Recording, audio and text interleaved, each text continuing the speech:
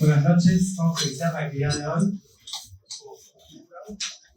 Muchas gracias a todos y a todas por venir a una nueva actividad del Centro de Estudios de Arquitectura Contemporánea de la Universidad Torcuato Di Tella. Yo soy Javier Agustín Rojas y soy su director. Como les comento siempre, estas presentaciones forman parte de un ciclo más amplio. Esta es la programación de todo el semestre. Me imagino veo muchas caras conocidas, así que ya todos deben tener una copia impresa de nuestro póster, pero aquí están el resto de las actividades para las próximas semanas. Aprovecho hoy, antes de meternos de lleno en la presentación del libro de Jorge Silvetti, para invitarlos a la inauguración mañana de la exhibición Continuidad y Disyunción, Ralph Erskine y la transformación de Biker, curada por el profesor investigador de esta escuela, el arquitecto Julián Vargas, también aquí presente con nosotros y director del SEAC en su momento. La inauguración de mañana, que tendrá lugar en el taller de arquitectura, se complementa con una conferencia de Julián el lunes, con el título Isomorfismos Erskianos, donde va a presentar un poco el proyecto exhibido en la muestra sobre este conjunto de viviendas de Ralph Erskine, a todos comunicados. Y también aprovecho para hacer un anuncio parroquial y volver a comentar que lanzamos el premio de Arquitectura de este año, de 2025. Este es un premio que iniciamos en el 2023 con una donación del Instituto Di Tella, dedicado en su primera edición a prácticas emergentes que desarrollaron su trabajo en Argentina y países limítrofes. Esa primera edición, el estudio ganador fue el estudio Carioca Grúa, liderado por Caio Calafate y Pedro Varela, que después se integraron a la escuela como docentes. Lo interesante que tiene el premio, además de una remuneración, es que consiste en una publicación impresa editada por la editorial de la arquitectura, donde un arquitecto joven o una oficina de arquitectura joven puede lograr tener su trabajo publicado, impreso y distribuido, que es algo que es difícil de lograr en nuestro medio, que es muy importante en los primeros años de trayectoria de una oficina. Así que esta convocatoria está abierta. Los jurados invitados para esta edición van a ser Emanuel Kreis y Christoph Gantelbein de Suiza. Y se reciben portafolios hasta finales de julio. Todas las bases y el resto de la información está en la página web de la escuela. Bueno, ahora sí, lo que quiero detener el resto de las cosas del SEAC. Hoy tenemos el lujo de tener tanto a Jorge Silvetti como a todos nuestros invitados para discutir su último libro titulado Large, Lasting and Inevitable, Jorge Silvetti in Dialogues and Writings on Architecture as a Cultural Practice.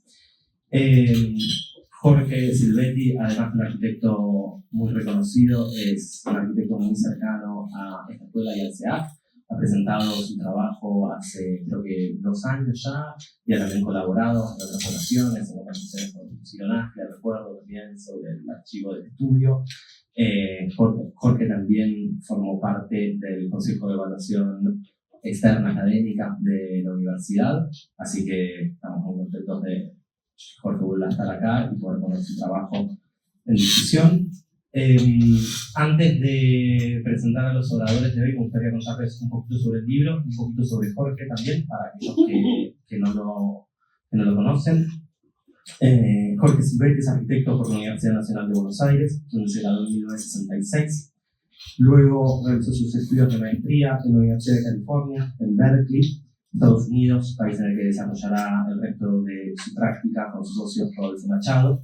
Luego abrirá una oficina varias décadas más tarde en Buenos Aires, donde desarrollará obra como la Fundación La Riviera, que desarrolla en asociación con Mariano Crusellas. Jorge Silvetti no solo ha sido un arquitecto de larga trayectoria como practicante, sino que ha sido un gran educador, ha ocupado diversos cargos a lo largo de su carrera. Desde 1975 enseñó en la Escuela de Grados de Diseño de la Universidad de Harvard, donde fue director del programa de maestría en arquitectura, director del departamento de arquitectura y también profesor de teoría de la arquitectura. Jorge ha dado clases en diversas universidades alrededor del mundo, como el Instituto Politécnico de Zurich, la Universidad de Palermo en Sicilia, la Universidad en Tokio, y el trabajo de su firma, Machado Silvestri and Associates, ha sido celebrado alrededor del mundo en publicaciones, premios y bienales. El libro sobre el cual vamos a discutir hoy es una reflexión en varios tiempos de la trayectoria de Jorge, de más de 5 décadas, donde más que centrarnos en su trabajo, digamos, en su práctica arquitectónica, nos centramos en su pensamiento, en sus escrituras.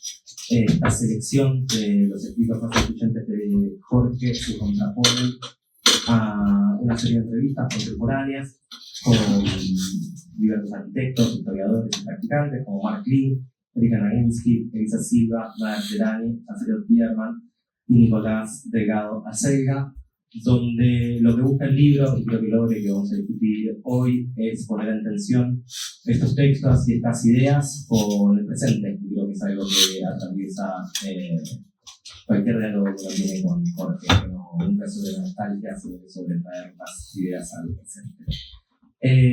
Las personas que van a estar exponiendo algunas reflexiones sobre el libro hoy son Josefina Espósito y Juan Campanini, también noticiosas y Graciela Silvestri. Juan Campanini y Josefina Espósito son arquitectos por la Facultad de Arquitectura y Diseño de la Universidad de Buenos Aires. Realizaron sus estudios de posgrado en la Architectural Association. Architectural Association, School of Architecture, no sabía eso, de Londres, confundí que siendo el nombre, Architectural Association. Juan Campanini y Josefina Espósito dirigen su práctica homónima desde 2017 en Buenos Aires. Son autores del edificio de viviendas en la calle de Roya Vilés, que fue finalista del premio MCHAP Emerge 2024, y actualmente son profesores de proyecto en esta escuela.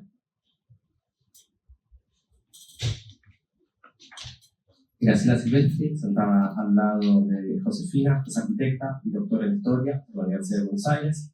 Fue investigador independiente del Consejo Nacional de Investigaciones Científicas y Técnicas, CONICET, tras su retiro en 2019, y profesora titular ordinaria de Teoría de la Arquitectura en la Universidad Nacional de La Plata. Ha sido profesora visitante en la Escuela de Graduados de Diseño de la Universidad de Harvard. Su trabajo se centra en el estudio del paisaje desde una perspectiva histórica y cultural, y lo ha desarrollado a través de múltiples publicaciones, entre las que podemos destacar El paisaje como cifra de armonía, El color del río, Historia cultural del paisaje del riachuelo, El lugar común y las tierras desubicadas, Paisajes y culturas en la Sudamérica fluvial, su libro más reciente. Por último, Mariano Brusellas es arquitecto de la Universidad de Buenos Aires. Desde 1990 desarrolló su práctica de manera independiente con proyectos en contextos urbanos y rurales en Argentina y Uruguay. Actualmente es socio fundador de la oficina Brusellas Hades, que dirige con su socio Juan Hades. Su trabajo ha sido premiado, comentado y publicado en medios nacionales e internacionales. Actualmente es profesor y director del área de proyectos en la carrera de arquitectura de esta escuela. La idea de la presentación de hoy es, primera fila, Pancho. Vamos a empezar con Mariano, que va a contar un poco algunas reflexiones sobre el prólogo del libro. Después Juan y Josefina comentaron sus insights sobre algunos artículos históricos escritos por Jorge. Después Graciela hará un cierre también hablando sobre algunos comentarios generales del libro.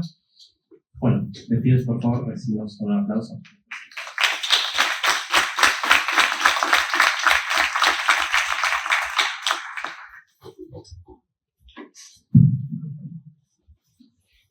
Bueno, nos toca hoy presentar un nuevo libro. Sin duda un libro de arquitectura,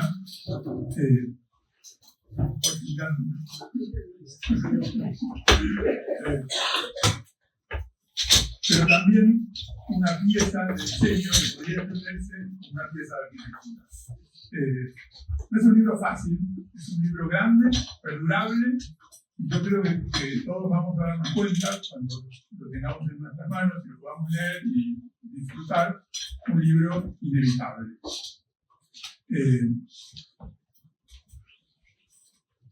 quiero comenzar agradeciendo la invitación a participar en esta mesa a los organizadores, al Centro de Estudios de Arquitectura Contemporánea de la Universidad Torcuato Di Pietro. El evento que nos convoca presenta este libro. A presentar este libro supone acercar inicialmente una publicación que todavía no ha sido difundida. El público presente aún no conoce. En eso tenemos una responsabilidad particular. De modo tenemos que contarles todos los motivos por los cuales realmente vale la pena leerlo. Nuestra tarea ha sido entenderlo, construir una primera opinión, en mi caso, descriptiva, de este nuevo libro. Entonces quiero agradecer muy especialmente a Jorge Silvetti, ya que lo mejor de participar en esta presentación, de preparar algún texto para leer o para presentarlo, ha sido y será leer el libro lentamente, disfrutarlo. Un libro que tenemos sobre la mesa, al cual podremos entrar y salir más de una oportunidad. Además de un nuevo libro, nos toca presentar un libro nuevo. Es esa la sensación que tengo mientras los voy leyendo, aunque como tantos, toma la estructura tradicional, título, prólogos y capítulos, sin intentar ser novedoso u original en esto. Cada capítulo repite una estructura de segundo orden, según la siguiente sucesión: un título general, una serie de conversaciones recientes y ciertos escritos seleccionados que Jorge ha escrito solo o en colaboración. Así, conviven dos tiempos y dos niveles de acercamiento. El presente continuo, que supone las conversaciones con Martí, Erika Naginsky, Elisa Silva, Nader Terani, Alfredo Tierman y el editor Nicolás Delgado Alcega, y la capacidad de actuar a modo de conclusión, de ancla de época, de los textos seleccionados y reeditados a los que es posible ponerle una fecha precisa. Esta solución consigue incluirnos con frescura y generosidad en las conversaciones sin perder la precisión de las ideas y conceptos que los artículos van construyendo con mucha profundidad.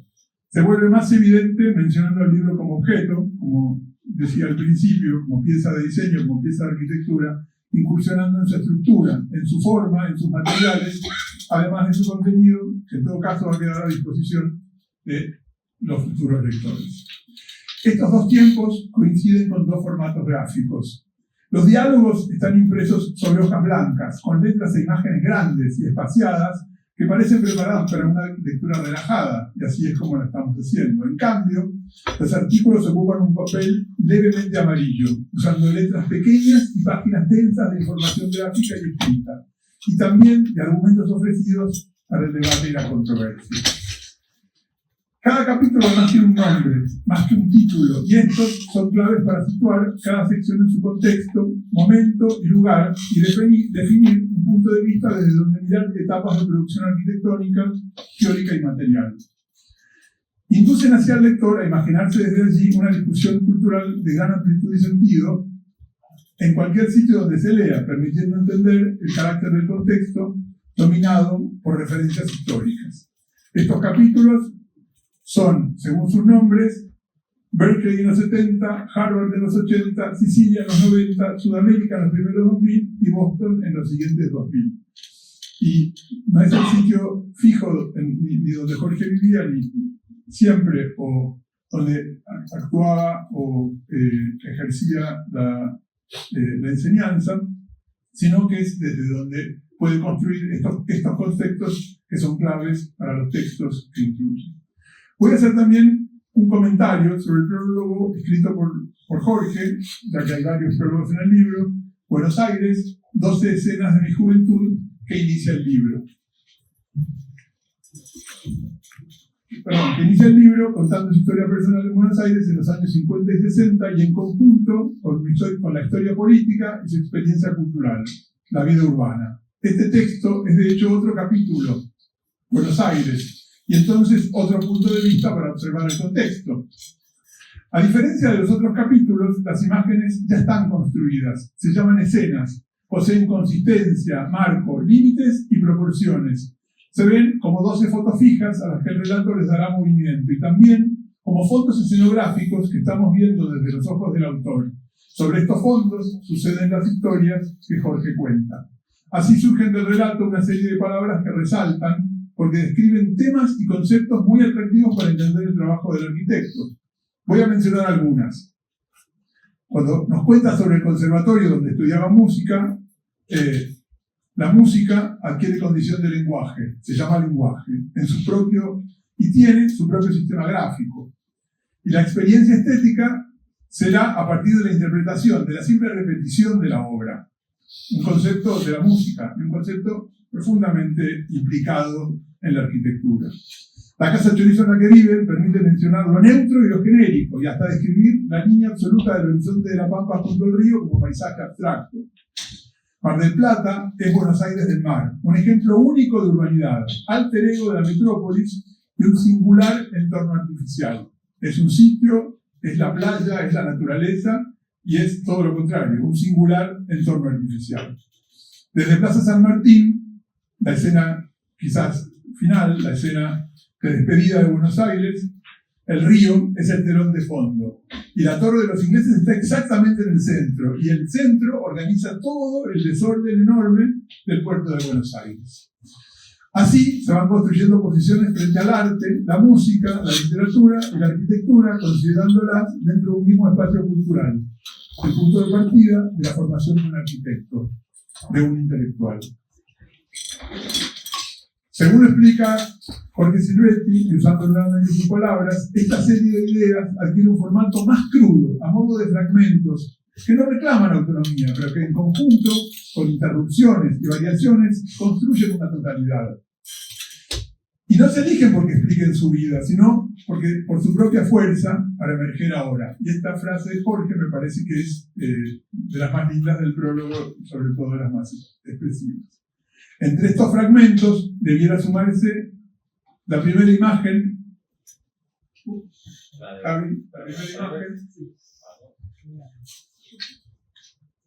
primera imagen del libro.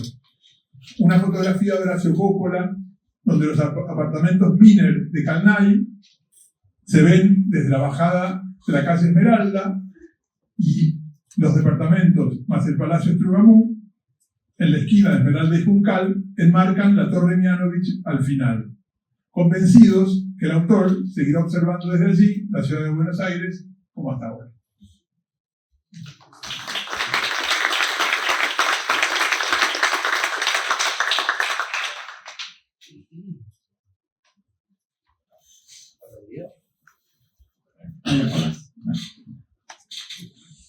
Bueno, gracias Jorge y Javi por su invitación a esta mesa.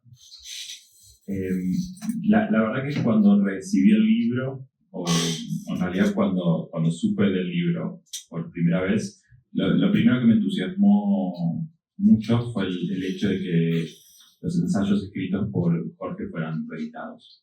Creo que la lucidez de sus argumentos y su manera de ver la arquitectura merecen una nueva generación de lectores que quizás todavía no lo descubrieron. Pero me resultó más interesante aún que su reedición no se limitara simplemente a su colección y reimpresión, sino que el alcance de cada uno iba a ser ampliado por una serie de conversaciones que le darían, eso creí y confirmé después, un nuevo sentido a cada uno de los ensayos.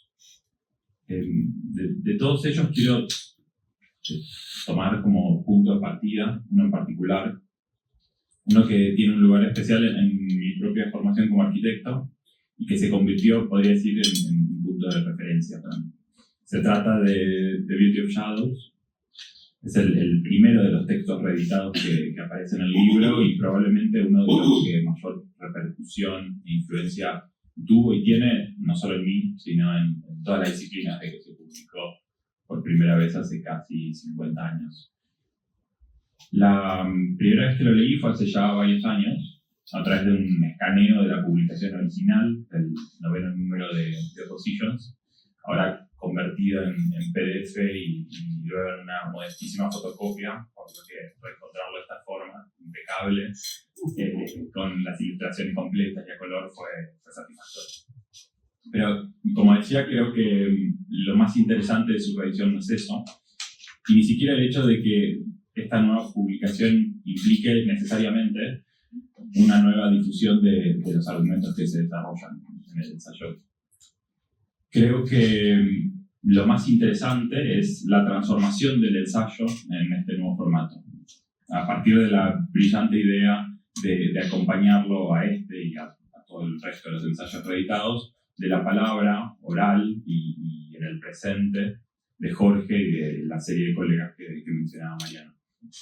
Creo que de esa forma el libro resignifica a este ensayo pragmático y me gustaría hablar justamente de ese nuevo sentido que adquiere y que creo que es particularmente relevante para el presente.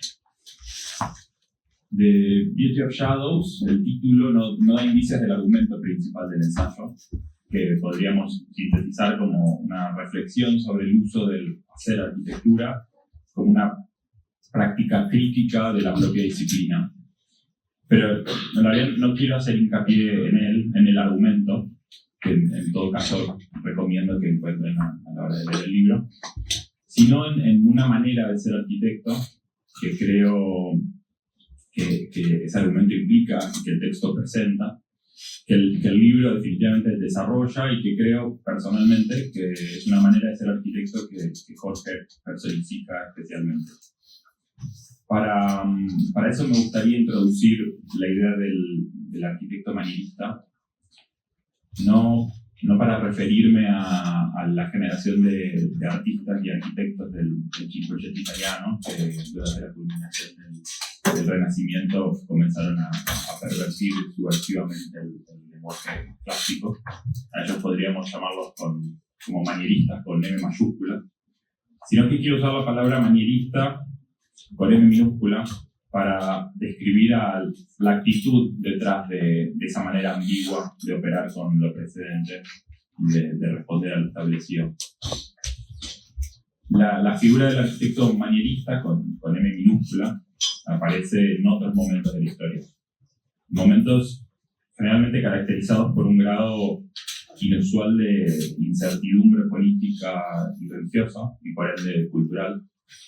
Y en esos contextos es que el arquitecto manierista, al igual que aquellos del Cinquecento, distorsiona el canon establecido sin corromperlo del todo y tampoco inventando un nuevo modelo. Pero creo que la manera en la que Umberto Eco define a este manierismo con M minúscula puede ayudar a ampliar los alcances de esta figura. Es breve, dice: el manierismo no es solo un fenómeno estético, implica una manera de vivir, un comportamiento religioso y político. Es una manera de construir el propio ego cultural y psicológico. Más adelante dice: podría decirse que el manierismo nace cuando se descubre que el mundo no tiene un centro fijo, que uno tiene que encontrar su camino inventando sus propios puntos de referencia. Con esta definición en la cabeza, la figura del arquitecto manierista se vuelve implícita, por lo menos en este primer capítulo que incluye The Beauty of Shadows y esta primera conversación acerca de los años de Berkeley, en donde se revelan los eventos que marcan los primeros años de la formación de Jorge en Estados Unidos, aquellas transformaciones políticas y culturales drásticas de finales de los 60, y en el medio de todo eso, su reflexión intelectual, que Jorge planeaba inicialmente condensar en su PhD. Me resultó revelador entonces entender a ese escenario convulsionado, que el libro además ilustra con mucha precisión, como el contexto de esas primeras ideas reunidas en The Beauty of Shadows, y entonces volver a la idea del arquitecto manierista como el indicado para atravesar ese mundo dado vuelta y en crisis. Pero lo más importante aparece hacia el final de esta primera conversación, cuando descubrimos probablemente lo más revelador que podemos saber sobre The Beauty of Shadows, que es el rol profético, en palabras de Jorge, que este ensayo tuvo dentro de su vida y por ende también en la carrera de Machado Silvetti. Si el texto había sido un medio para entender la capacidad que el proyecto de arquitectura tiene para operar dentro de la cultura, sus conclusiones le volvieron evidente a Jorge la necesidad de abandonar su PhD y en su lugar empezar a construir, a hacer arquitectura. Entendido de esta forma, podemos ver a The Beauty of Shadows de otra forma, ¿no? ya no solo como un ensayo sobre arquitectura, sino como una herramienta autorreflexiva, como una brújula o como para seguir la imagen de Eco como un punto de referencia creado por el mismo Jorge para descifrar muy temprano en su vida su relación con la historia y su lugar en el mundo. Me gusta pensarlo de esta forma porque creo que el libro recupera una manera de ser arquitecto que excede el arte de hacer edificios y que implica inevitablemente una actitud intelectual, una manera de ponerse en relación con lo conocido, con el pasado, con la historia y al mismo tiempo con el presente y con el mundo contemporáneo. Creo que el efecto que este nuevo libro consigue tener sobre un texto tan paradigmático como este es simplemente un ejemplo de la pertinencia de su publicación y al mismo tiempo del impacto que estoy seguro va a tener.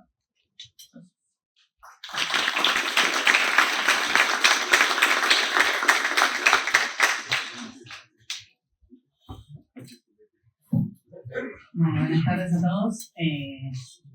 También es un enorme placer participar de esta mesa y tener a Jorge acá, literalmente enfrente, para participar de esta conversación sobre la publicación de Jorge Silberman. Y algo decía Mariano al principio, ¿no? Hablar sobre un libro que todavía no llegó a Argentina presenta una dificultad, que es no caer en lo extremadamente específico, pero a la vez intentar sintetizar y darles la mano a todos ustedes y llevarlos a recorrer algo de lo que aparece en las páginas de esta publicación y que, bajo mi óptica, resultan muy relevantes para pensar en la arquitectura del presente. Lo primero que quiero decir es que el libro condensa la cultura arquitectónica con la cual todos acá, de forma más directa o un poco más indirectamente, nos formamos, y que Jorge muy protagónicamente ayudó a construir. Tuve la suerte de encontrarme por primera vez con uno de sus artículos, que está también reeditado en esta publicación, que es On Realism in Architecture, cuando estaba haciendo mi maestría. Y fue un texto fundamental para mí para esclarecer las discusiones que estaban presentes en la disciplina de los años 70. Y volver a ver esos textos cruzados con estas conversaciones muy recientes, ¿no? Jorge nos decía que eran del año pasado, conversaciones de hoy, iluminan con novedad a esos textos escritos ya hace casi 50 años, por lo menos de hombre diseminado. Y me gustaría hablar de 3 puntos que atraviesan el libro transversalmente. El primero es la figura del extranjero, una condición que está muy presente en el recorrido de Jorge Silvetti y que permite entender algunas de sus miradas e intereses. También como esta posición de observar siempre un poquito corrido, que a mi entender es una posición deliberadamente asumida, impacta en su forma de escribir y de comunicar arquitectura. Y también todo esto nos arrastra a una pregunta que subyace a lo largo de todas las páginas, que es cómo operar con la cultura y con la historia para hacer arquitectura, o también, dicho de otro modo, para proyectar arquitectura. Voy a comenzar con la figura del extranjero, ¿no? No se trata de un concepto que esté desarrollado en el libro, sino una lectura personal que me permitió entender mejor el recorrido y la biografía de Jorge. Cuando hablo de extranjero, me refiero a una actitud de estar siempre un poco por fuera, un poco en los bordes, en el centro del debate disciplinar, ya desde los 60 y hasta hoy, pero un pasito al costado. Y de ese corrimiento surge la posibilidad de observar, de pensar y de actuar con mucha libertad y mucha frescura, que es lo que se ve en sus escritos. Pero este corrimiento no es accidental, sino que lo veo como una actitud que, como de extranjería, ¿no? Me gustaba pensarlo así. Están en los gestos más literales, como haber migrado de Buenos Aires a Estados Unidos a fines de los 60, pero también una actitud de volverse extranjero, como forma de develar cosas dentro de un universo que por momentos a uno le puede parecer muy, muy familiar, porque estás muy adentro, y por lo tanto es necesario adoptar esta visión del extranjero para observar el alrededor con miradas alternativas. Y ese gesto aparece sobre todo en los primeros años, tanto en los 70 como en los 80, como en muchos episodios. Voy a enumerar algunos, como dije antes, el primer corrimiento de mudarse de Buenos Aires a la costa oeste de Estados Unidos, en plena revolución cultural, y se encuentra con lo que Jorge dice, la libertad de ser uno mismo. También en su paso por Berkeley, por la universidad, donde tras sumergirse un tiempo en la teoría de sistemas, reinante en ese lugar en particular, se inclina por tomar cursos de antropología y literatura, también muy influenciado por las novedades que traía Rodolfo de París, en su paso por París, ¿no? Rodolfo Machado. Otro momento que me parece genial cuando uno lee las entrevistas es cuando cuenta que al irse de San Francisco estaban buscando una posición en una universidad y tiene la posibilidad de ir a dar clases a Pittsburgh o a Carnegie Mellon o a Cornell, donde en Cornell estaban las figuras del calibre de Colin Rowe y Ungers. Y habiendo entrado a los dos, elige ir a Pittsburgh, no va a Cornell, ¿no? Y uno le lee y dice, ¿por qué? ¿Qué pasa? Y ahí es donde está esa actitud de la que hablo, ¿no? De Jorge, y también lo menciona, ¿no? Intuía que las internas de Cornell eran tan fuertes que uno probablemente iba a quedar enredado si iba ahí. Iba a quedar enredado en esas internas que te desvían de tu camino. En cambio, en Carnegie Mellon podía testear todos los experimentos pedagógicos que tenía en la cabeza y que quería implementar. También tiene una relación parecida con el Institute of Architecture and Urban Studies, de eso de estar adentro, pero no tan adentro. Cito, una parte del texto dice, Rodolfo y yo nos beneficiábamos enormemente del contacto directo con la actividad y la vitalidad del Instituto de Dios. Y lo apoyábamos con entusiasmo, viajábamos seguido a Nueva York desde Boston y participábamos en sus programas, que en ese momento no se parecían en nada a nada de que se hubiera visto en Estados Unidos hasta el momento. Lograron llevar allí a todos, Ross y Mastafuri, etc., ¿no? Todos pasaron por el instituto. Sin embargo, estábamos en la periferia, lo cual fue, en cierto modo, una bendición. Y acá, bueno, lo dice muy, muy explícitamente, ¿no? Participaban y se enriquecían de las discusiones y las conferencias, pero manteniéndose al margen de las rispideces ideológicas y también de las tensiones que había entre sus integrantes. Y esta actitud se traduce en sus escrituras y en su manera de comunicar arquitectura. En el libro también queda claro que Jorge habla como un arquitecto que combina la docencia y la práctica, despegándose un poco de la figura del scholar, del académico. Textualmente dice, la teoría que surgió en ese momento, a comienzos de los 70, fue impulsada por un grupo de arquitectos, en el que Jorge claramente estaba, que estábamos todos interesados en la práctica. Aunque enseñábamos, dábamos conferencias y escribíamos artículos, lo que más queríamos era diseñar edificios. Y también dice en otro momento, hablando sobre él y Rodolfo, no necesitábamos convertirnos en académicos para transmitir todo lo que habíamos descubierto sobre la arquitectura. Y ese tono se percibe constantemente en sus escritos y en la forma en la que busca esclarecer y activar conceptos complejos e históricamente cargados para llevarlos muchas veces al terreno del proyecto. Y uno de estos conceptos densos y polisémicos, ¿no? Con muchas que fueron variando en su sentido y en su alcance a lo largo de la historia, es el de tipo y tipología. Un término muy difícil, inestable, que generó enormes controversias.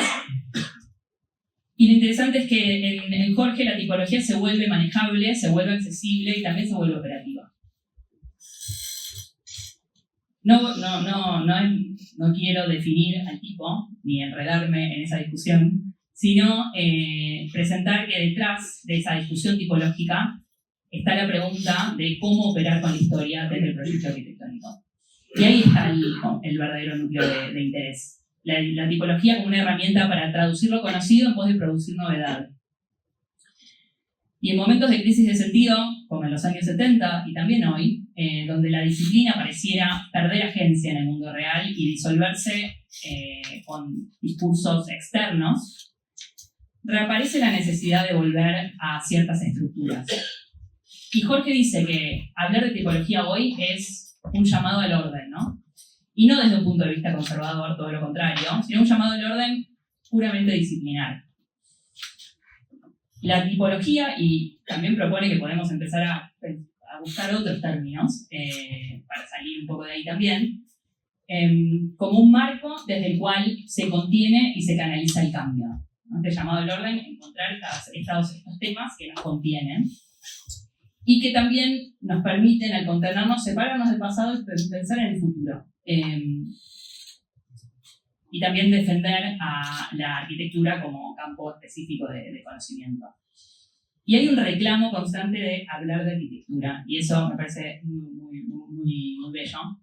Como la insistencia por hablar de arquitectura resuena a lo largo de las páginas del libro y se condensa con una particular claridad en uno de los artículos, que es, también está en el capítulo de Harvard, que dice Representation and Creativity in Architecture, The Pregnant Moment.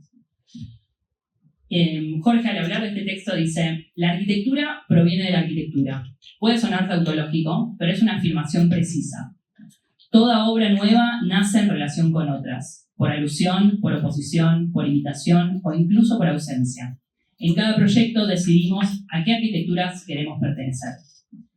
Y ahí yo agrego, nos empuja a una traducción de lo que conocemos, ¿no? Como la idea de traducir ya en su propio significado tiene o incorpora el movimiento.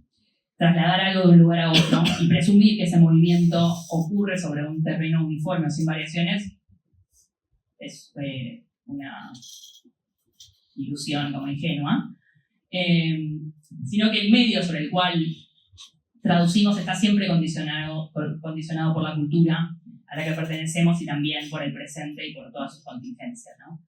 Entonces, transformar la realidad implica traducir lo que conocemos, y para poder traducir, primero hay que seguir lo que Jorge dice muchas veces en el libro, que es estudiar mucho, discutir mucho y hablar mucho de arquitectura.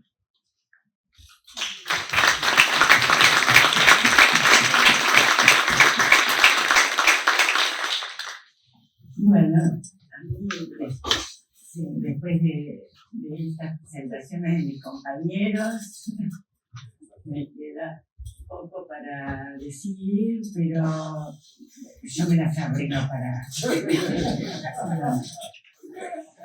o sea, para finalizar, en realidad, empiezo con el título, que tuvieron hubo varias alusiones a este título tan hermoso, Large, Lasting and Inevitable. Y yo creo que esto tiene que ver con algo que también Josefina de alguna manera mencionó, con la sustancia de la arquitectura. En el libro Jorge se pregunta, dice, bueno, la música opera sobre una sustancia cuya naturaleza la determina. Pero ¿cuál es la sustancia de la arquitectura? Porque la arquitectura no puede comunicarse solo mediante imágenes o palabras, actúa sobre las personas de manera muy distinta, tiene efectivamente una presencia física grande, ¿no? Mucho mayor que todos los seres humanos. Es inerte, dura más que nuestras vidas y dura más que las cosas naturales como la flor, digamos. Posee una utilidad pragmática, pero promete una experiencia estética. Yo, como me dedico a la historia, traje una imagen que Jorge no puso, que es la de Catadoyuc, que está siendo excavada en el 8.000 años más o menos antes de Cristo, neolítico. Hubo un arquitecto que pensó y dirigió, que alimentó a los obreros, que tenía una idea de la geometría, porque si no, no podría haber hecho ¿verdad? Y además, los espacios interiores estaban decorados. Ese hermosísimo panorama con el volcán detrás y debajo la ciudad con sus patios.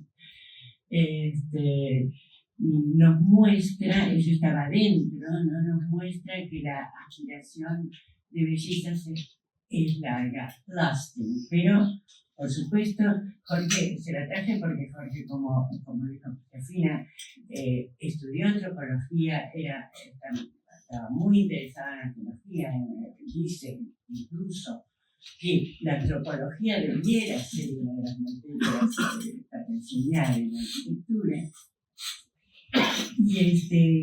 Y también dice que es cierto, es una historia larguísima, pero también de Jorge, la historia rima pero no se repite, ¿no? O sea que en esa larguísima duración también hay cambios. Pasa la próxima. No, yo, gracias. No, a ver. Pasa la próxima, porque van a ver en el libro, que podemos mostrar, hay una contratapa, ¿cómo se llama? La portadilla, y al final también. Y ustedes se preguntarán qué es.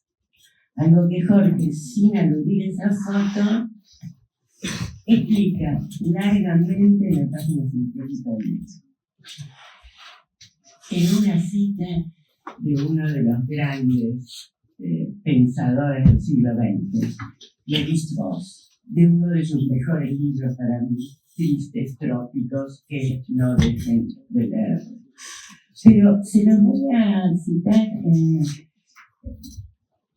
voy a citar el párrafo, porque me parece que hay una clave ahí para la actividad arquitectónica. En un primer momento, dice Lévi-Strauss, todo paisaje se presenta como un inmenso desorden que permite elegir libremente el sentido que prefiera darse. Pero más allá de las especulaciones científicas, el sentido más augusto de todos, la vista, no es el que precede, rige y en amplia medida explica a los otros.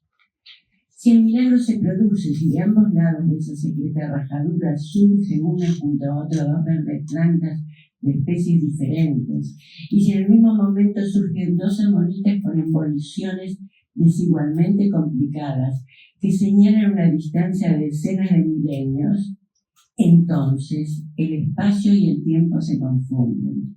La diversidad viviente del instante juxtapone y perpetúa las edades. El pensamiento y la sensibilidad acceden a una dimensión nueva.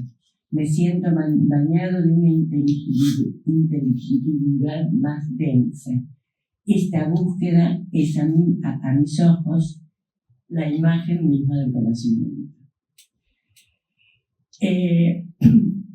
Esto puede resumir, me parece, la forma de conocimiento desde la arquitectura, voy a volver a este final, que propugna Jorge. Y traje además Lévi-Strauss porque él es el que marca la inflexión de esta época. Como ven, soy la más vieja de las tres, me dije, yo me voy a dedicar a contar cómo es que Jorge estuvo en el lugar justo, en el momento justo, en los años 60. En principio, Lévi-Strauss, que seguramente lo había leído, porque está en todas las bibliotecas uno iba al kiosco y compraba ese tipo de cosas, ¿no? Marca la inflexión de una época desde los 60, en donde el conocimiento sensible, es decir, la percepción estética, según Baumgarten, retoma su lugar frente a la idea de que las vicisitudes humanas, incluida la proyectación, se podían resolver con algoritmos, cálculos, estadísticas, un método, una teoría que marcara el camino, la sistémica, en donde se metió Jorge al principio en Berkeley. se dan cuenta de cómo los temas, la historia rima, no se repite, pero rima. Estamos en un momento en que el tema de la computación es fundamental. Efectivamente, donde va Berkeley, había computadoras por fuera de su uso en la guerra, que ya habían empezado, ¿no? Usarlas con la NASA, ¿no? O sea que era una situación absolutamente novedosa. Pero esta vuelta de tuerca, el estructuralismo y sus secuelas, abrieron también para nosotros, los arquitectos, algo muy importante, que es lo que se llamó giro espacial en las ciencias humanas. Cierta tradición lo rechazaba, sobre todo en la historia, que sería la historia hegeliana, donde solo importaba el tiempo y el desarrollo científico, pero el espacio que era reconocido, sobre todo por la percepción sensible, empieza ya a tener su lugar en los años 60.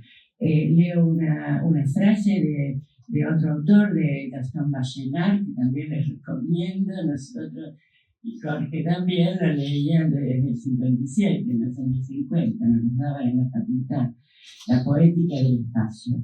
El mundo es bello antes de ser verdadero. El mundo es admirado antes de ser verificado. Entonces, Jorge llega en el 67,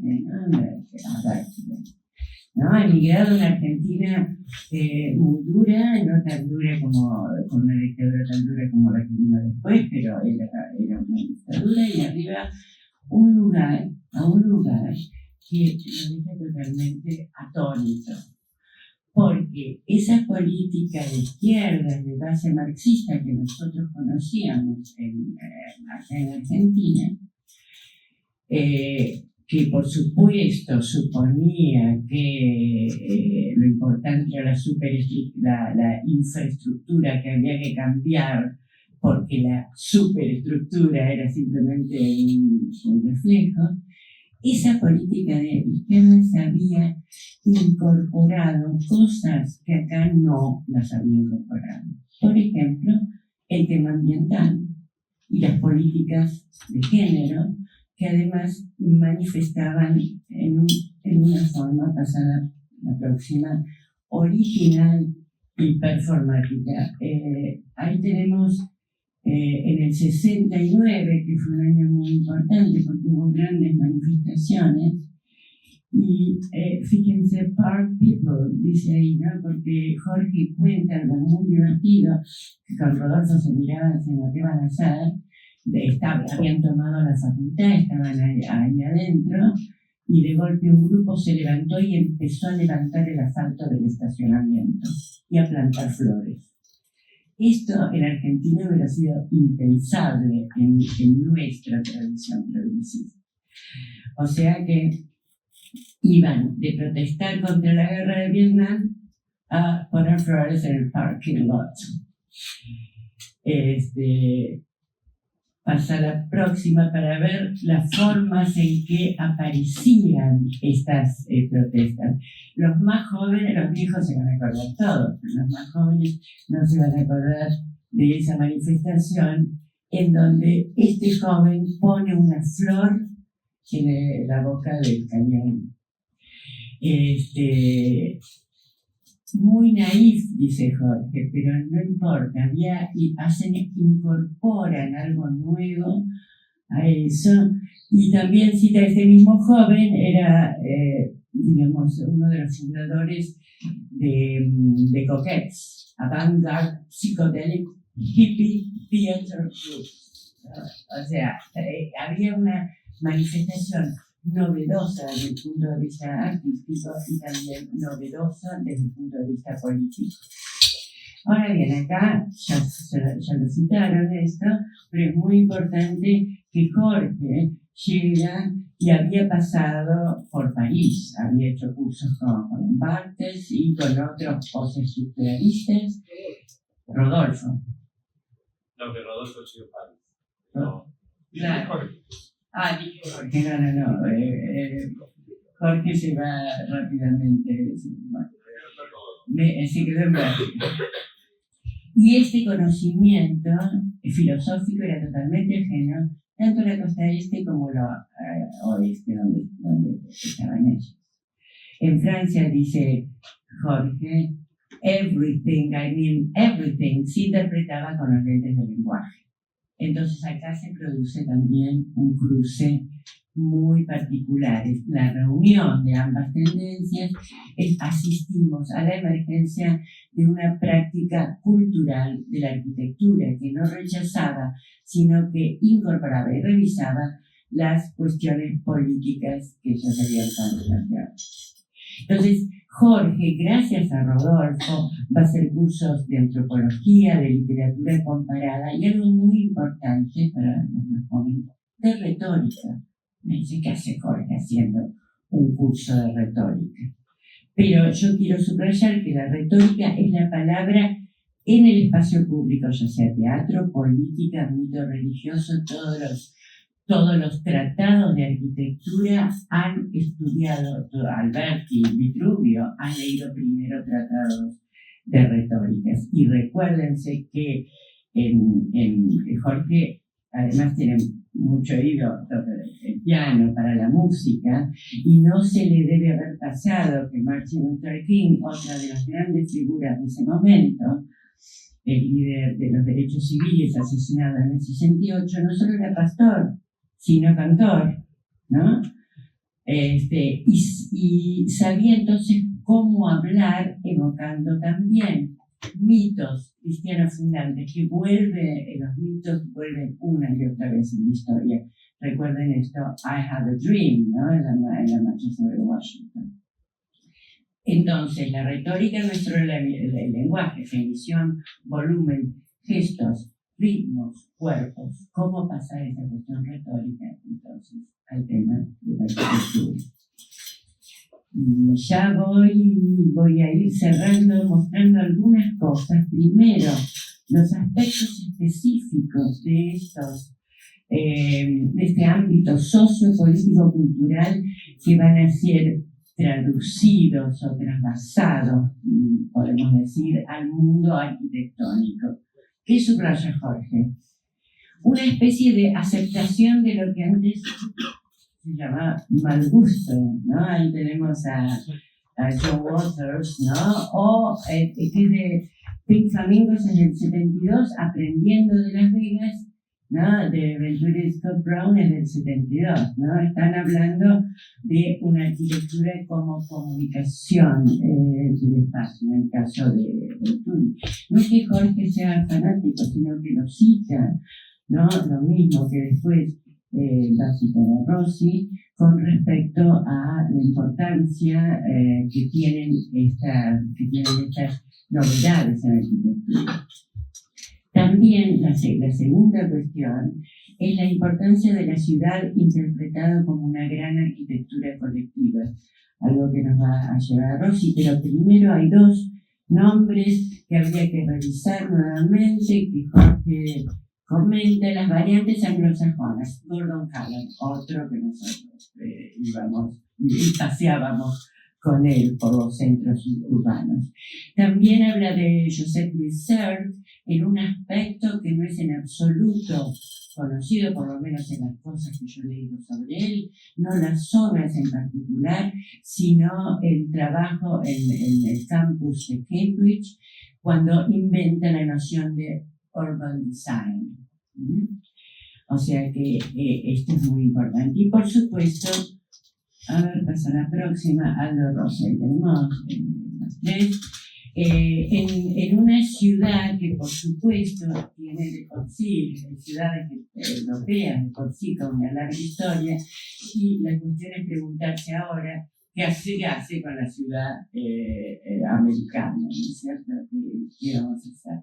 Jorge comenta, para esta cuestión de la larga historia, esto es muy interesante, la Torre Velasca, o sea, desde fines de los años 50 los italianos estaban con esta forma distinta de ver la arquitectura moderna que había entrado efectivamente en crisis.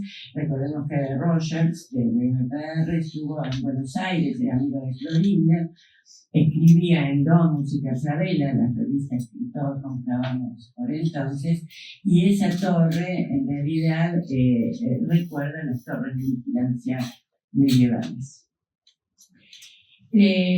Una cosa más sobre esto, y acá traigo un ejemplo que Jorge nos cita, el multiculturalismo que ellos encuentran en ese mundo norteamericano, sobre todo en la costa oeste. Porque acá en Argentina las cosas para mí para bien, pero hay una hibridación, somos mucho más homogéneos, nadie se pregunta de dónde viene esto, de dónde viene aquel. Mientras que allá el tema de los guetos aparecía, o los barrios, ¿no? Entonces el barrio chino, por ejemplo, lo que traje acá es la de Ridley Scott, Blade Runner, que en realidad es sacada de The Long Tomorrow, ¿no? De Moebius, porque la saca, es en Los Ángeles, en realidad toma Blade Runner, la ciudad futura, se basa en esta mezcla, este desorden aparente, pero rico de Los Ángeles, en donde lo antiguo convive con lo nuevo. No es Brasilia, no es todo limpio en el futuro, no es la Blade Runner actual, o semi-Brasilia. Entonces, ¿cómo reinterpreta? Uno se pregunta, la banda argentina, incluso los extranjeros, este cambio drástico de la sensibilidad arquitectónica. En las cenizas de Jefferson, Tafuri habla especialmente sobre el grupo argentino, ¿no? Las experiencias, lo cito, más conscientemente trágicas provienen de arquitectos emigrados a New York, Agreste, Candizones, Machado, Silvetti, ambas.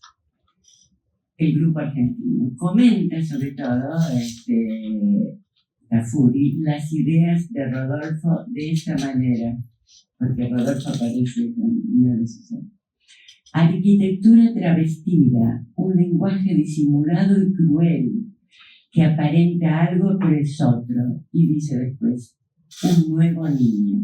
¿No es hermoso? ¿No? Porque realmente el tema del juego, que es el arte de Villas Schiller, sino juego, donde hay reglas, uno las sigue, pero se pueden cambiar las reglas uno de acuerdo con otro. Una última y breve cuestión para cerrar esto,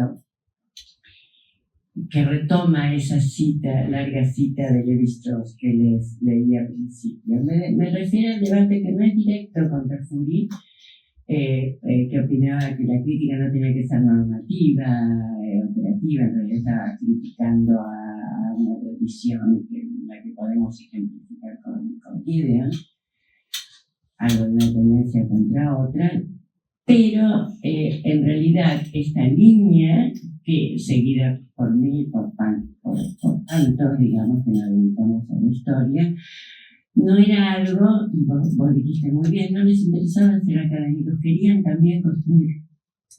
Entonces, ¿cómo vincular estas cosas? Y hay un artículo muy lindo que se llama The Architect and the Historian en la página 261, y en un momento dice que los arquitectos pueden necesitar de historiadores del territorio, de la ciudad, pero los historiadores del territorio, de la ciudad, de la arquitectura, no pueden trabajar sin arquitectos. ¿Por qué dice esto? Porque también analiza ahí un ejemplo muy revelador, el Palacio Santa Elena, ahí, en donde cuando Jorge va a verlo, él estaba en relación con una cantidad de historiadores. Los historiadores se basaban, la mayoría de los historiadores, a lo que escribieron un ensayo, en documentos precisos, documentos escritos, etc., como la arquitectura Schlarch y Lasting, sobre todo. Lo que puede ver un arquitecto, que es lo que vio Jorge, sin documentos, es ¿Qué significa ese puente? ¿Qué significa ese río? ¿Qué significa una calle transitada por procesiones místicas que cruzaban una ruta? ¿Y por qué entonces este raro edificio con ese raro remate estaba así en relación con el puente y con la calle? Entonces, ver, retoma Levi-Strauss Aristóteles acá, la vista, el sentido más augusto de todos, significa conocer. Es un conocimiento que se basa en la educación de la percepción, en el conocimiento sensible, ¿no? Que pueden no tener documentos escritos ante la vista. Ya hablaron maravillosamente bien hace un rato sobre el tema de la belleza de las sombras, pero solo dejo entonces, para cerrar nada más, prefiero dejarles algunas imágenes pasar de este manierismo de Jorge, que también con los embajadores, ustedes se dan cuenta, ¿no? Esa es una anamorfosis. Si uno lo mira de frente, ve un hueso de jibia; si uno lo mira de costado, ve una calavera. O sea, la perspectiva cuenta, la posición del espectador cuenta, ¿no? Esta cuestión también, el manierismo también el barroco lo entusiasmaba a Jorge. Nosotros los siguientes hicimos un viaje muy lindo con los alumnos, donde tuve ocasión de comprobar en acto lo que era Jorge como maestro. Para mí también los alumnos lo adoraban, no querían que se fuera cuando nos despedimos. Pero traigo esto justamente porque Jorge pudo mirar no solo esto, ¿no? ¿Cómo se llama? En San Ignacio Mini, pasa la próxima, acá está el piso de la Trinidad, el famoso ángel con maracas, que se dan cuenta que una mezcla de románico, se dice con barroco, pero en realidad es la forma en que los guaraníes interpretaron esto, o sea, el cruce entre la línea barroca de los guaraníes y un pueblo que no tenía ni dibujo, ni métrico, ni escritura, y que va a pasar a esto, realmente es una de las grandes glorias de la humanidad. La anteúltima pasada, es Candelaria, ¿no? Con las misiones jesuíticas, y los jesuitas sacaron las casitas también de la forma en que vivían los guaraníes. Y ya quiero terminar, esta ambigüedad manierística aparece pasar en estas casas, como esta folie en el parque, la Casa Fuente, ¿no? ¿Qué vemos acá? La razón encarnada en la geometría, más la imaginación, que es una de las, dice Lucrecia en la Rerum Natura, es más importante que la razón, es lo que caracteriza a los seres humanos: ambigüedad y claridad.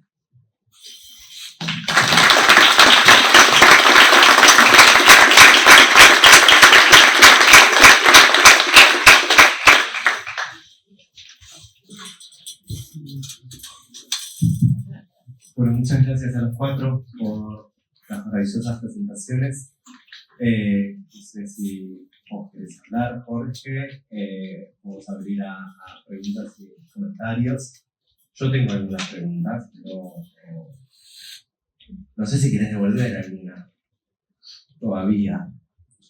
No, Bueno. No me parece que tenga que ver yo. Para poner el contexto histórico aquí en Argentina, y qué terminar diciendo, como Tita Leero cuando empieza el trabajo con mi novia, se dice de mí.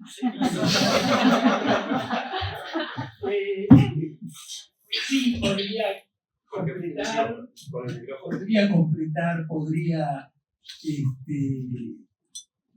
corregir tal vez algunas cosas, pero no sé, no creo que sea lo que tenemos que hacer hoy, porque no es nada que haya que cambiar de lo que se ha dicho, todo ha sido, que es lo que intenta el libro también con esas conversaciones, ampliar la temática, de tomar, cuando me di cuenta que iba a republicar The Beauty of Shadows del año 70 y no sé cuánto, bueno, dije, pero es ridículo, porque ¿qué hago con él? Yo no le doy tanto valor a eso, que no necesitaba republicar eso, pueden comprar en cualquier biblioteca. By the way, pues, un paréntesis, me acabo de acordar que hay una traducción en español de The Beauty of Shadows, que me la encargaste vos. Ah, está en la revista. ¿Eh? Ah, claro. Sí, me la encargaste.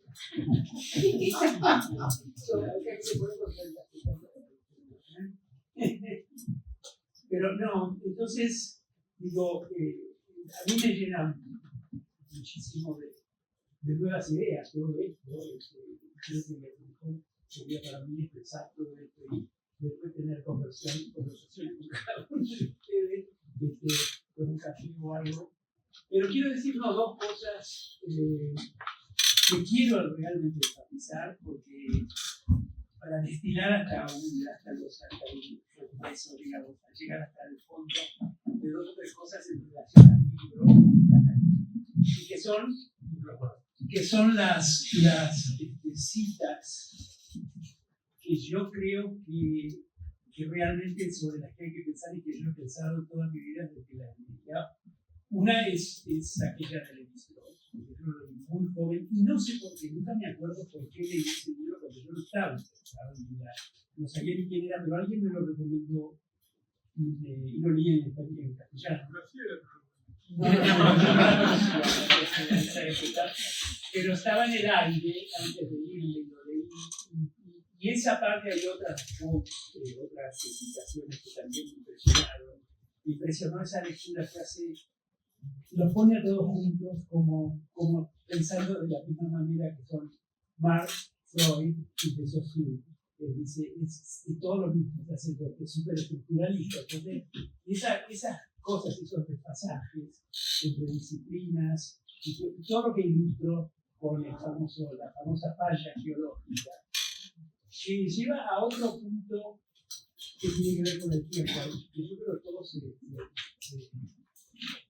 se refirieron, y cómo actúa el tiempo, y lo importante que es la idea de tiempos, no de tiempo, ya hablando en concreto, de que nosotros todos en la vida estamos confrontados con tiempos diferentes de las cosas que pasan, pero los arquitectos mucho más. Es decir, está el tiempo de la geología, que aunque no lo creamos en este momento, también sigue cambiando, evolucionando, pero no lo podemos notar. Está el tiempo de la demografía, está el tiempo de la naturaleza, están las estaciones, está el tiempo de los edificios, está el tiempo de la vida humana. Y todos son distintos, pero en cada momento coexisten todos. Entonces estamos viendo todas esas cosas que están sobrepuestas. Y una idea de que es lasting architecture es importantísimo, porque siempre estamos con lo que está, con lo que ya todavía está en la mitad de su tiempo, o al principio o al final, insertándole algo nuevo que empieza su tiempo, y estamos nosotros en relación a eso también, haciéndolo en algún momento concreto, y es esa tensión brutal, no es una tensión para resolver, sino para utilizar. Entonces, todas esas cosas que están contenidas en esa quote de estos, yo creo que están, y en eso me siento muy contento de decir eso, para abrir el libro y cerrarlo y no hablar de eso. Después el que hace la conexión está bien. Pero me pareció muy divertido porque además en libros antiguos también se ponían ese tipo de páginas ahí que tenían simplemente un pattern, ¿no? Que no era nada divertido. Hay una cosa que está entre medio. Y después está la famosa quote, para mí no famosa, la quote que la sigo porque cada frase de esa quote tiene su utilidad y su impacto en las diferentes épocas. Sigue siendo una frase completa, una quote riquísima, que es cuando cuando Barthes, con la que cierro el artículo, cuando Roland Barthes habla digamos, de la sombra, de la ideología, y de que no podemos escapar, pertenecer a la ideología dominante. Que, digamos, todos esos atentos de salirse, la utopía, la creación de otro, bueno, yo no quiero relacionarme con nada de la historia ni con el contexto, son muy típicas de una, me parece, hoy día, pisante y muy infantil, muy naive.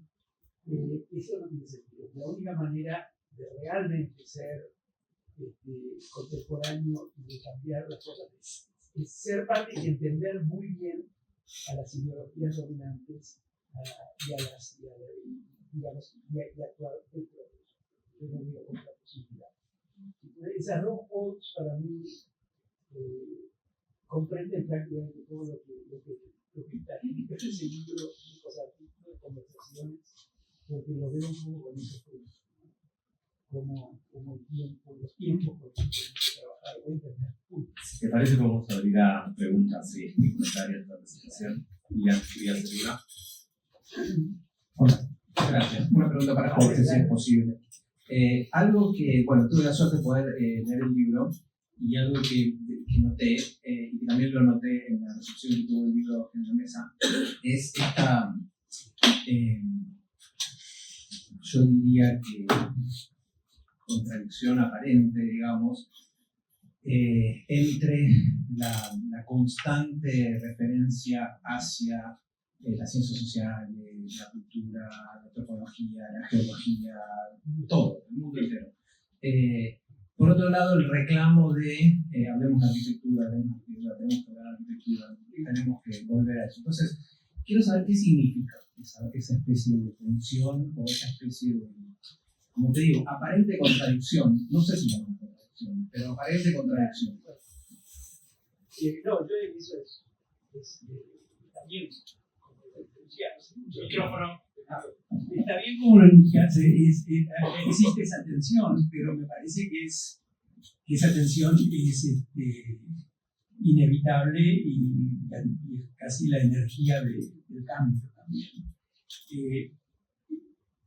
Eso lleva, yo lo voy a mirar desde otra perspectiva, otra discusión que sigue estando presente y sobre todo desde esta época en que yo empiezo el libro, las discusiones en los 60, que es sobre la autonomía de la arquitectura, me parece que y sigue, y es muy aburrida, porque a mí me parece que la cosa es muy simple. Depende a qué nivel de ¿cómo se dice?, de la práctica de la arquitectura uno está hablando de autonomía o no. La arquitectura, por todo eso que vos decís, la historia, la geología, la arquitectura, desde ya, cualquier práctica cultural no es autónoma de nada.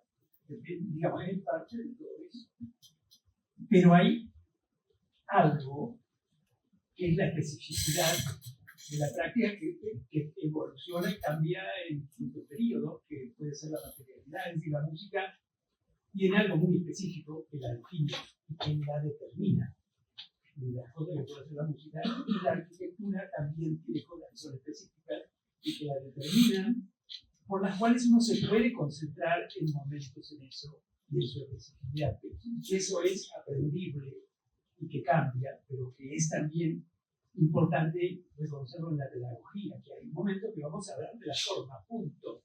Olvídate de la historia, olvídate de eso, vamos a ver cómo funciona la forma, cómo forma en esta cultura hoy. Me parece que hay que estar, digamos, moviéndose entre los dos niveles. El nivel en el cual es cultural en el sentido de la actitud, de todo lo que depende, y como lo diría un lingüista o un semiólogo, diacrónicamente y sincrónicamente, todo lo que existe en este momento alrededor de algo que está pasando y todo lo que pasó antes y lo que uno piensa que puede llegar a pasar.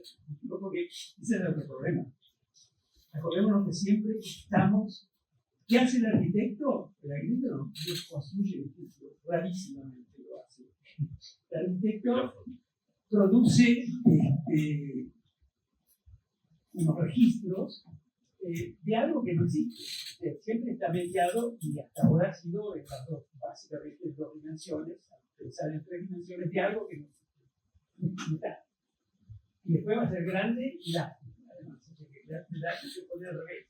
No solo lo está, sino que va a estar para siempre. Esas dinámicas, bueno, lleva mucho tiempo, yo creo, incorporar todo eso, pero después al final todo eso converge en el momento creativo. Y yo termino el libro, no sé si se nota, pero no lo pensé nunca así, además siempre es muy difícil terminar un artículo o un libro, y de golpe viene como esta apología de la intuición, que al final es la última frase, porque digo, bueno, al final, pero la intuición no es innata, la intuición se construye. Para tener buenas intuiciones tenés que estudiar mucho y saber mucho.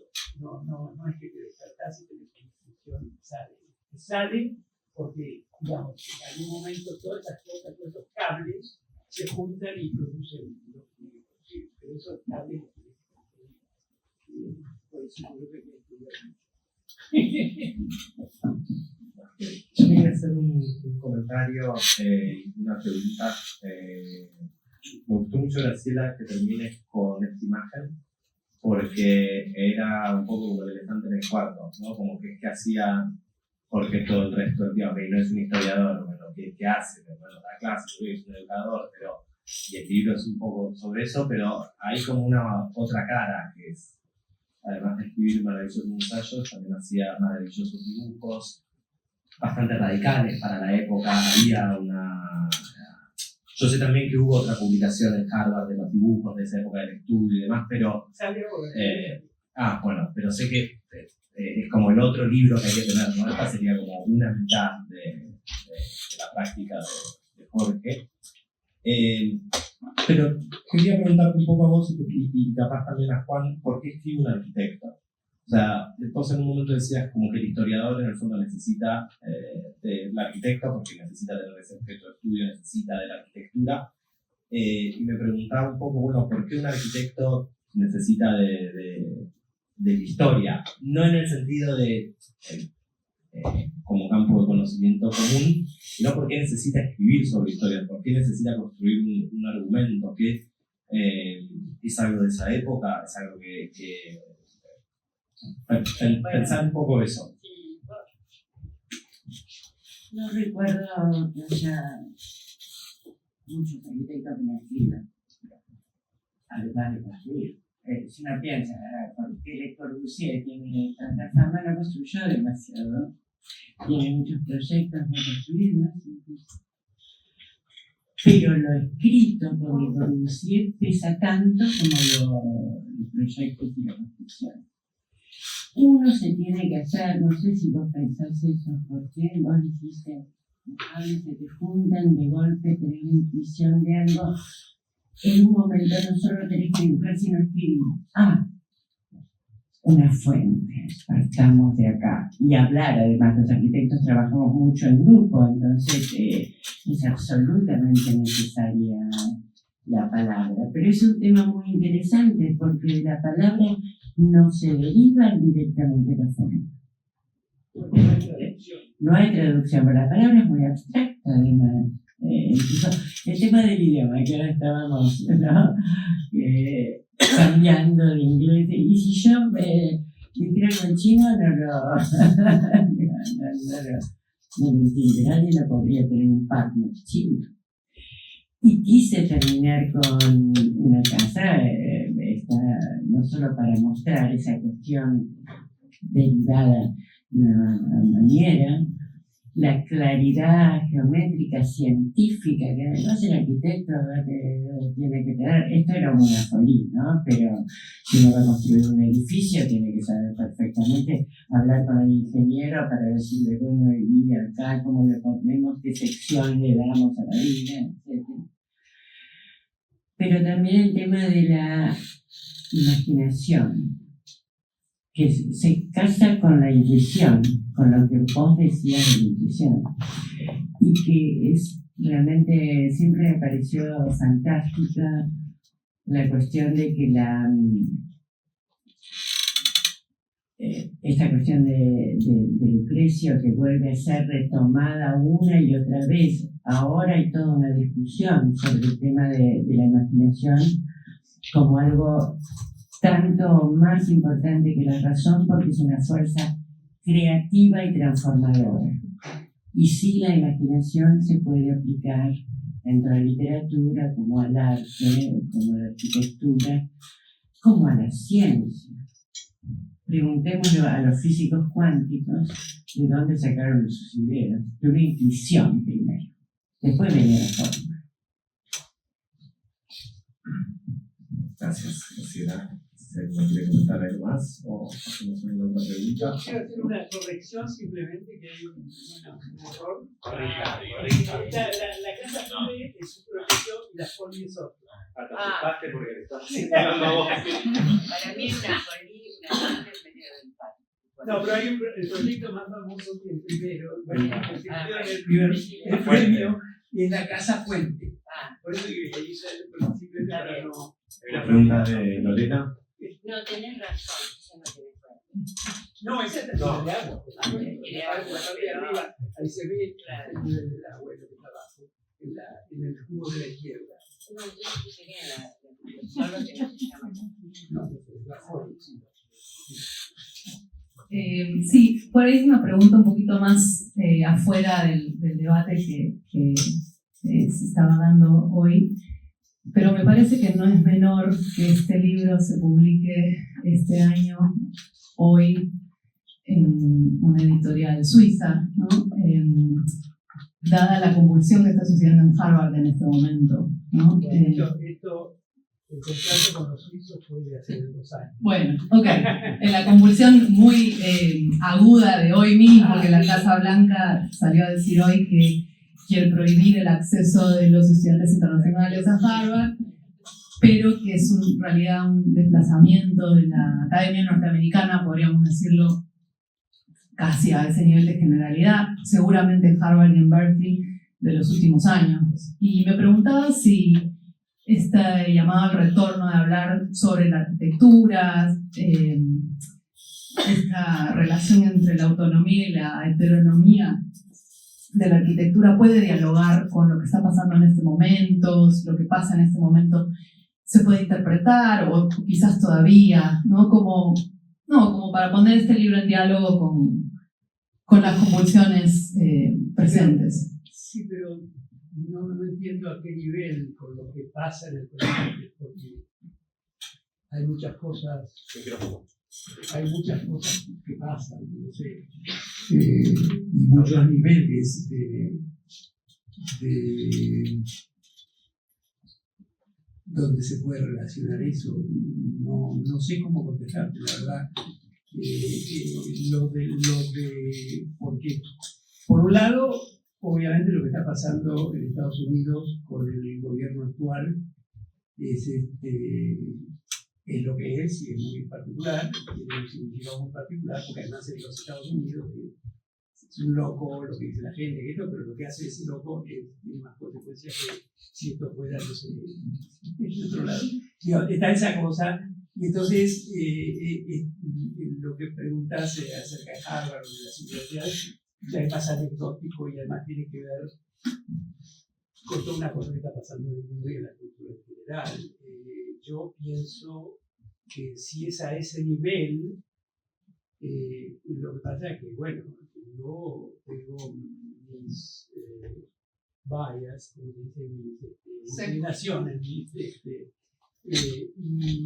y pienso que eso justamente refuerza, en este momento me parece mejor que encontrar la manera de estrategia de cómo manejarse con eso que para mí es tan volátil, tan seguramente pasajero, aunque no las consecuencias pueden ser pasajeras, y concentrarse entonces en ciertas cosas hoy día más específicas. Hemos pasado un periodo ahora de 15 años donde yo seguía hablando de la arquitectura, pero digamos donde no se habló de la arquitectura en las escuelas de arquitectura, incluido Harvard, donde ibas a un review y hablabas de nada que ver si era importante o no importante, pero lo único que hablabas era o del sistema paramétrico, el modelo usado para esto, o sustentabilidad, o después la gran exploración de problemas de género, los proyectos eran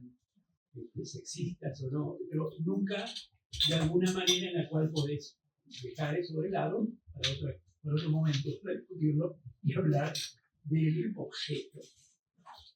Eso se ha perdido. Yo creo que hay una generación que ni siquiera sabe el vocabulario de cómo hablar de eso.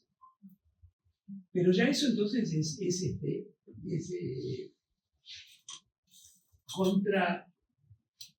contraproductivo para la disciplina misma, porque digamos, ya se ha perdido cómo hablar de algo que además, porque digo, yo una vez tuve una discusión sobre esto hace unos años y dije, bueno, ok, quédate con el nombre de arquitecto, porque yo decía que lo que hacía la arquitectura, que era básicamente texto. Y digo, yo me agarro otro, pero yo pensé que así, esto no va a parar de existir, esto que estás haciendo. Ponerle el nombre que quieras, y vos haces la arquitectura como la que yo, pero lo que yo hago, que es esto, y que se va a seguir haciendo, simplemente porque es inevitable. El espacio donde vivir y todo eso. Entonces, yo hablo de eso. Y es posible con todo esto que está pasando. Yo aprovecho ese comentario y quizás una última pregunta para ir cerrando a Juan y Josefina, que la mesa son los practicantes más jóvenes y que los dos habían hallado textos de Jorge relevantes en su trabajo. Un poco, Juan, hablaste del arquitecto manierista que construye su propio plano de referencia, sería su propio contexto, y vos, Josefina, el texto del realismo. Quería preguntarles un poco cómo habían aparecido quizás esos textos en su formación, o qué de esto que acaba de decir Jorge de qué se discute en las universidades del norte y demás, cómo quizás acá es distinto, quizás acá hay una generación de arquitectos, por ejemplo, el tema del realismo. Nosotros en el SEAC le dedicamos un ciclo hace 2 años, es un tema que se vuelve a discutir hoy en día. Entonces, no sé, quizás si pueden contextualizar, les interesa cómo esto vuelve a ser relevante.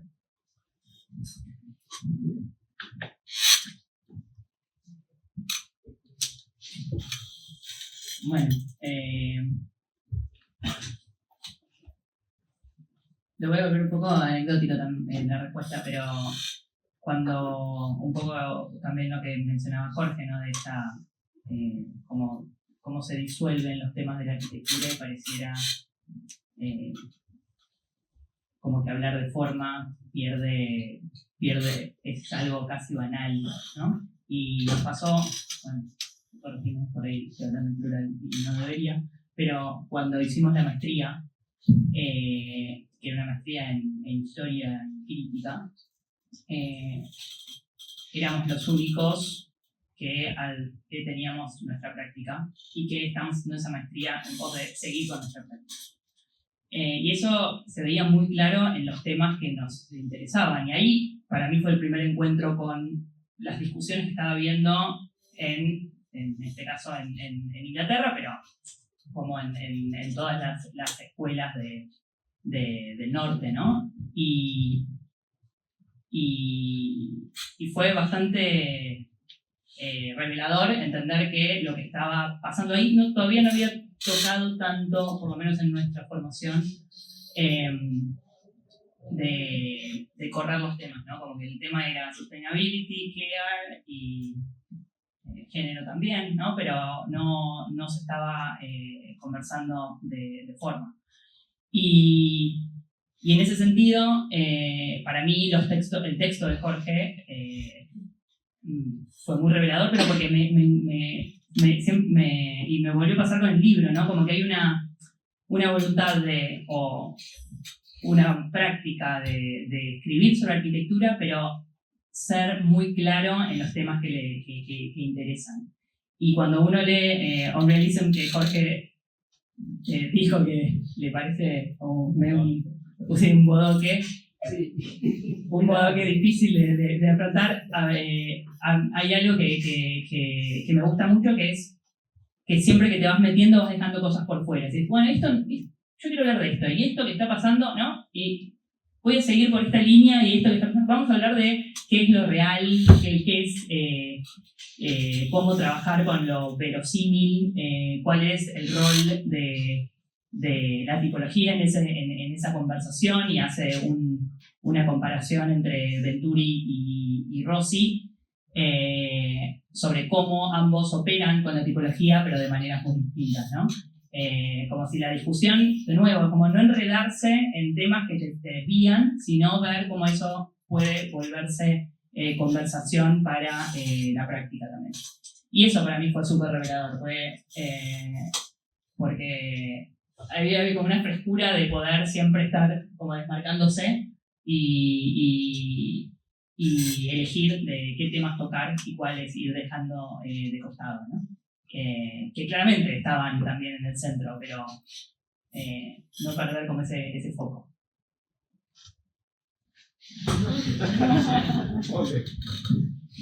Coincido plenamente. Bueno, creo que fue una noche estupenda. Muchas gracias a todos por hacer esto.